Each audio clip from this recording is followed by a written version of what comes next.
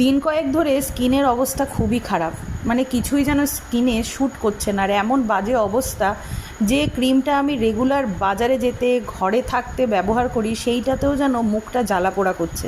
তার উপরে মুখের ওপর গোটা দুই পুজোর বোনাস দিয়েছে, সেই বোনাসটাকে কমাবো কি, উল্টে আরও বেড়েই যাচ্ছে দিনের পর দিন। কারোর কাছে পুজো বোনাসটা খুব আনন্দের হয়, আর আমার কাছে পুজো বোনাস মানেই দুঃখের। তার কারণ এই রকম বোনাস আমি চাই না যেই বোনাসে ব্যাংক ব্যথা যন্ত্রণায় মরতে হয়।